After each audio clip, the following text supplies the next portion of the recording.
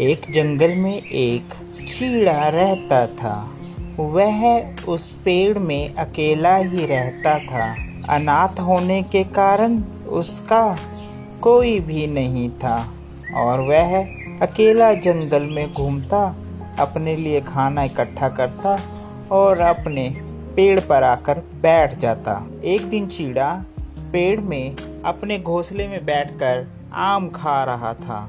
अचानक उसकी नज़र सामने पड़ती है। एक चिड़िया के पीछे एक बाज उसका शिकार करने के लिए उसका पीछा करता है। चीड़ा उसे देखता है। छोटा होने की वजह से वह बाज का कुछ तो नहीं कर सकता। वह पेड़ से एक कांटेदार झाड़ी अपनी चोंच से पकड़ लेता है और बाज के जाकर हमला करने लग जाता है।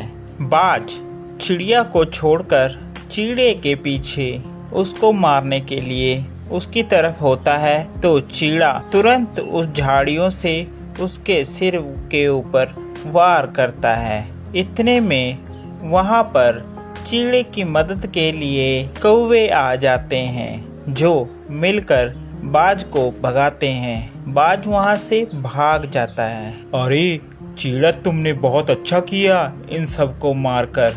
तुम बहादुर हो, बहादुर। धन्यवाद आप सभी का भाई, धन्यवाद आप जो मेरी मदद के लिए आए। लेकिन वो चिड़िया गई कहाँ? कितनी नाशुक्र है वो। उसका बिल्कुल भी फर्ज नहीं था तुम्हारा धन्यवाद करने का। तुम्हें बिना धन्यवाद किए ही वह यहाँ से चली गई। कैसी चिड़िया है वो? चलिए कोई बात नहीं कौवे भाई, इसमें गुस्सा होने वाली बात नहीं है। उस चिड़िया के लिए मैं मदद के लिए आगे आया और भगवान ने मेरी मदद के लिए आप सभी को भेज दिया।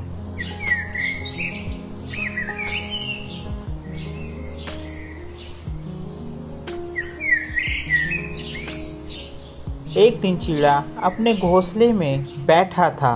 वह चिड़िया दूसरे दिन चीड़े के पास आई। आपका बहुत बहुत शुक्रिया, आपने कल मेरी जान बचाई।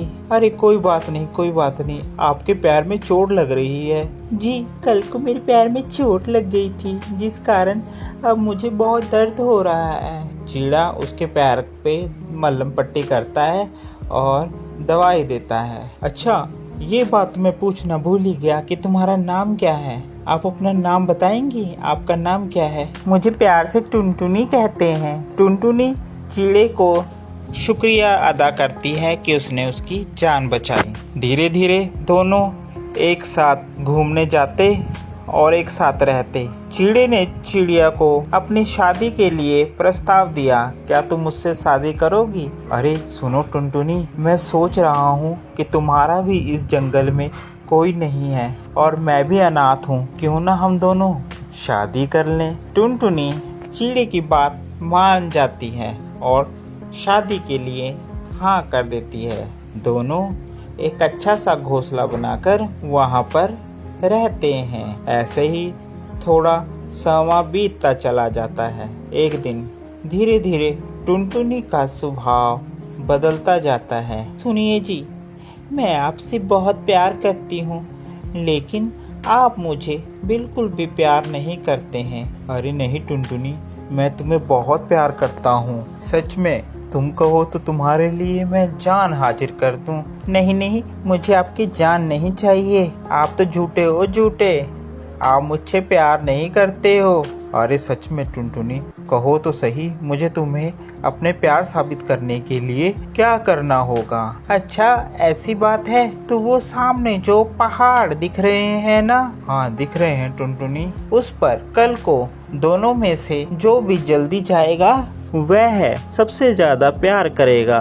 अगर मैं पहुंची तो मैं प्यार करूंगी, अगर आप पहुंचे तो आप प्यार करोगे। ठीक है टुनटुनी, मुझे तुम्हारी शर्त मंजूर है। टुनटुनी उस दिन गुस्से में घर छोड़कर अपनी सहेली के पास चली जाती है और चीड़ा उसी रात शाम को वह निकल लेता है पहाड़ों पर। वह दिन ढलते ही वहां पर पहुंच जाता है। अब पहाड़ों में ठंड ज्यादा हो रही थी जिस कारण वहां का वातावरण ठंडा हो गया और चिड़े को सारी रात ठंड में काटनी पड़ी, जिस कारण वह बेहोश होकर नीचे पहाड़ों पर गिर गया और मर गया। दूसरे दिन टुनटुनी चिड़िया उड़ते हुए उस पहाड़ पर आती है।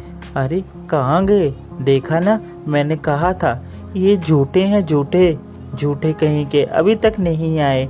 मुझे इतनी देर हो गई इंतजार करते करते। इतने में वहाँ पर एक कौवा आता है। अरे टुनटुनी, अब तुम जिसका इंतजार कर रही हो अब वह कभी नहीं आएगा। हाँ मुझे पता है, वो झूठा है तभी तो नहीं आएगा। नहीं टुनटुनी, वो अब जिंदगी में कभी भी नहीं आएगा। टुनटुनी पूछती है क्या बात हो गई? अरे क्या बात है, जल्दी बताओ मुझे, क्या कहना चाह रहे हो? कौवा उसे लेकर नीचे पहाड़ों पर ले जाता है, जहाँ पर चिड़ा पड़ा होता है। वह आखिरी समय में भी आंख खोलकर लेटा होता है कि चिड़िया को देख सके। ये सब देखकर टुनटुनी रोने लग जाती है और अपनी गलती पर पछतावा करती है। आपको हमारी ये स्टोरी कैसी लगी ज़रूर बताएं। साथ ही ऐसी और मज़ेदार स्टोरी देखने के लिए हमारे चैनल को सब्सक्राइब करना बिल्कुल ना भूलें। Thank you for watching.